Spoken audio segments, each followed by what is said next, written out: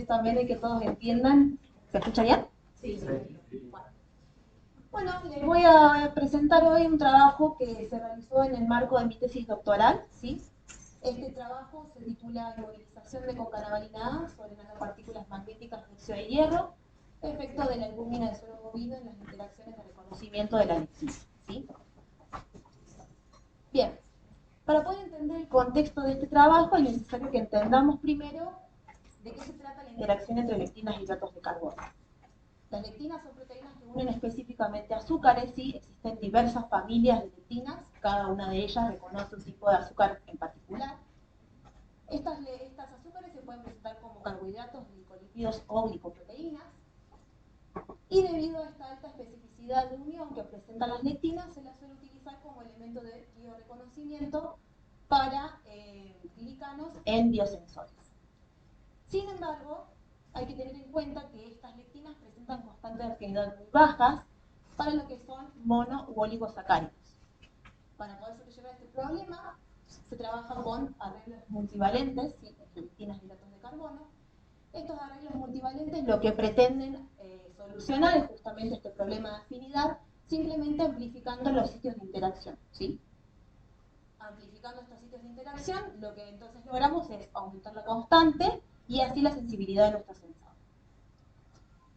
¿Para qué sirve entonces estudiar este tipo de interacción? Bueno, existen varios ejemplos de moléculas de interés que pueden analizarse por estas interacciones. Una de las más conocidas es la hemoglobina glicosilada, que se encuentra presente en personas que padecen de diabetes. Y lo más estudiado son los marcadores moleculares que se encuentran en diferentes tipos de cáncer, ¿sí? Estos marcadores moleculares simplemente son proteínas que han sido mal glicosiladas, ¿sí? Han tenido un error en su proceso de glicosilación y por lo tanto eso puede detectarse utilizando lectinas. Bien, entonces, ¿nuestro objetivo cuál es? Justamente armar un sistema multivalente. ¿Cómo armamos este sistema multivalente? Primero elegimos la lectina con concanavalina A, la cual es una proteína tetramérica, ¿sí? Que posee en cada uno de sus monómeros un sitio de unión específica a alfa de manosa o alfa de glucosa. Después, como plataforma de inmovilización, sintetizamos nanopartículas de magnetita, ¿sí? Estas nanopartículas de magnetita son funcionalizadas por moléculas funcionalizantes que lo que hacen es funcionar como linker, ¿sí? o molécula de anclaje para incorporar luego nuestra concanavalina en esta superficie y así poder tener múltiples sitios de unión, ¿sí? Las moléculas funcionalizantes que elegimos para este trabajo son las sales de diazonio, derivadas del ácido paraminobenzoico, que otorgan un enlace a la magnetita que es muy robusto, lo cual me da estabilidad, ¿sí? Al recubrimiento superficial, y además ofrece la posibilidad de tener arreglos, como se representa en este esquema, del tipo ramificado, ¿sí? Que lo que hace es simplemente dar mayores sitios de anclaje para poder inmovilizar la concanavalina. Entonces, a partir de ahora, teniendo en cuenta esto, vamos a pasar a presentar los resultados, ¿sí?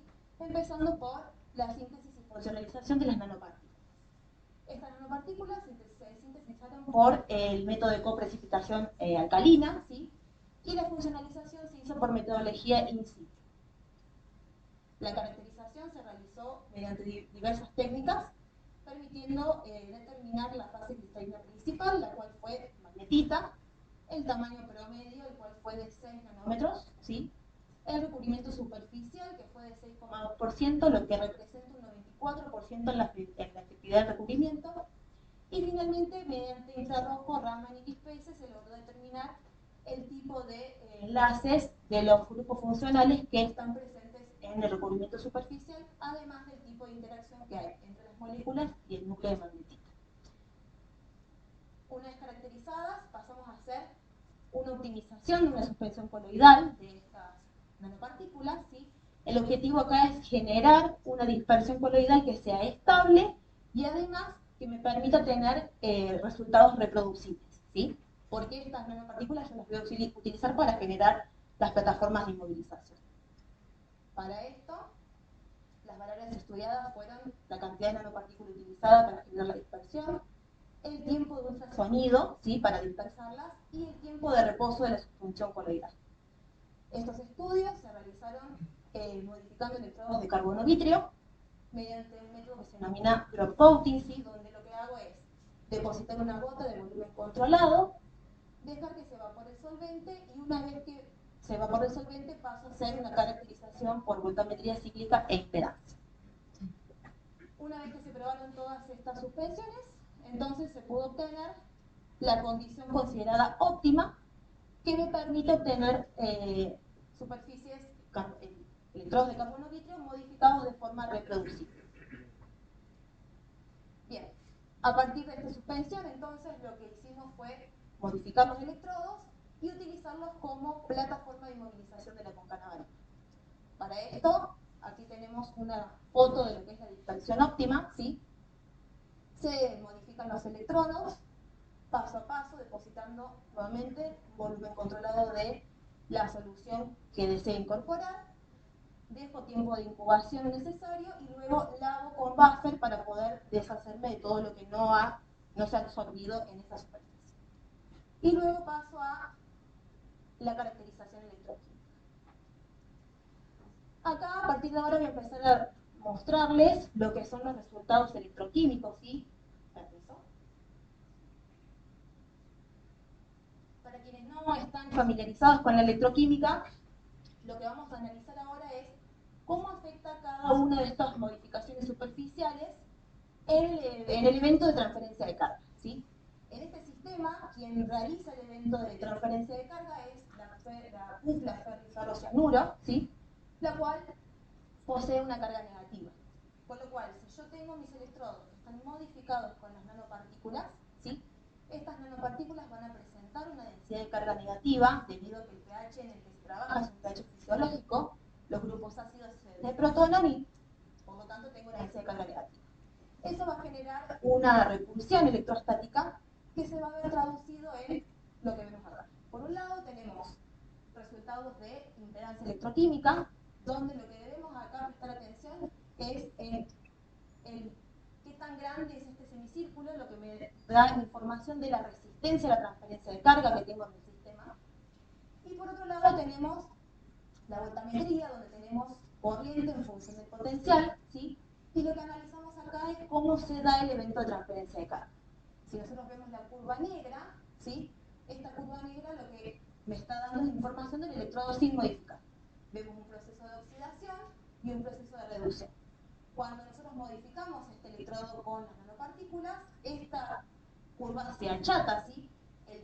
Las corrientes disminuyen y los potenciales se separan. Potencial de oxidación y de reducción se separan. Esto quiere decir que lo que estamos teniendo es una pérdida en la transferencia de carga, ¿sí? Ahora, el segundo paso en la modificación va a ser la activación de estos grupos ácidos, ¿sí? Mediante agentes linkeantes. Durante esta activación lo que se genera es una intermediaria de reacción que neutraliza esas cargas negativas, lo cual se traduce en una disminución en la resistencia a la transferencia de carga y un aumento en la transferencia de carga, ¿sí? Ahora, tercer paso, incorporación de la lectina, la concanavalina. Como esta concanavalina tiene un tamaño similar a lo que son las nanopartículas, el efecto que va a predominar es el impedimento estérico. Por lo tanto, lo que vamos a ver es un aumento en la resistencia y una disminución en la transferencia de carga, ¿sí?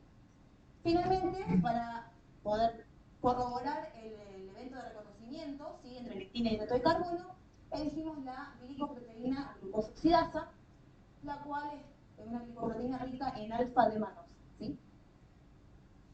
Al incorporar esta glicoproteína, nuevamente deberíamos ver un mayor impedimento, lo que se va a traducir entonces en mayor resistencia y menor transferencia de carga.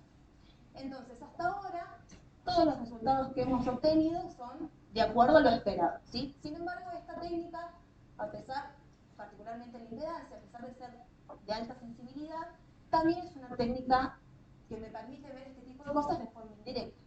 Por lo tanto, yo no puedo asegurar que concanavalina reconoce específicamente glucosa oxidasa. ¿Cómo corroboramos entonces la especificidad de unión? Y además, otro tema a tener en cuenta es no perder de vista la aplicación para la cual fue diseñada esta plataforma, que es hacer estudios en sistemas biológicos. Entonces, debemos determinar si existe alguna influencia medio sobre la capacidad de reconocimiento de la lectina.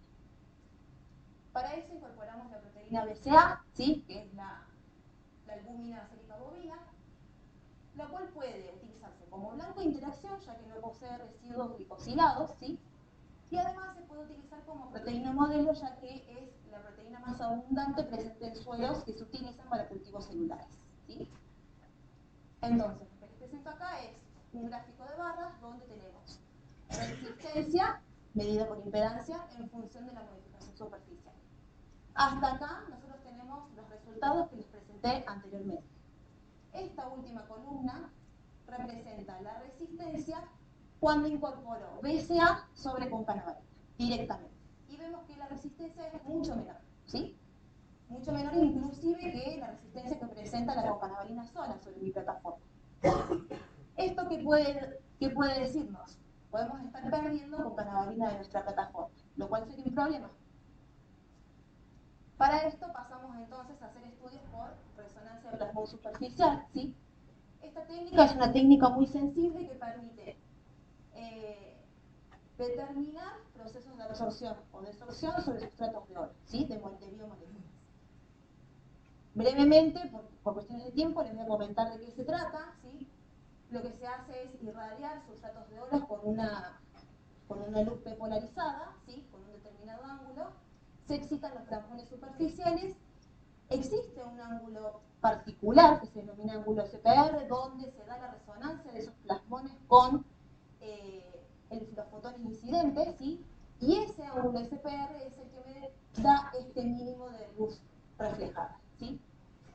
Ese ángulo SPR es altamente sensible al índice de refracción que tengo en el dieléctrico en contacto con el sustrato. Por lo tanto, cuando yo tenga procesos de absorción sobre este sustrato, el índice de refracción va a cambiar y el ángulo SPR también. Si esa curva la grafico como ángulo SPR en función del tiempo, lo que tengo es un sensograma que me permite ver en tiempo real los procesos de absorción y desorción en función del cambio de ese ángulo SPR, ¿sí? Entonces, teniendo en cuenta esto,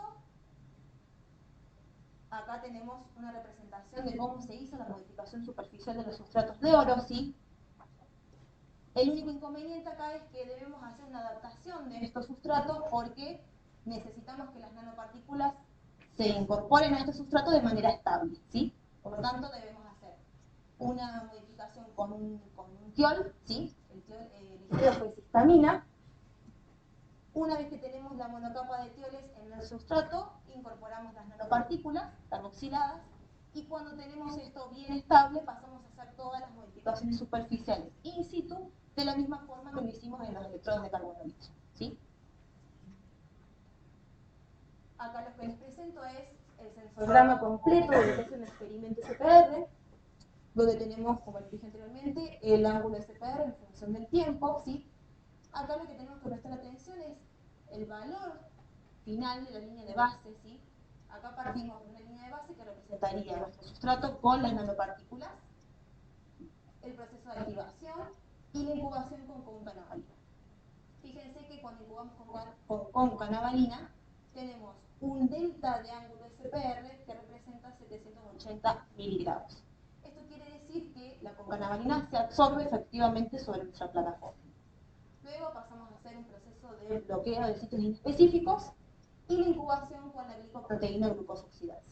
Cuando hacemos esta incubación, nuevamente vemos un delta de ángulo SPR de 185 miligrados. Esto quiere decir entonces que glucosa oxidasa también se absorbe efectivamente sobre el sustrato.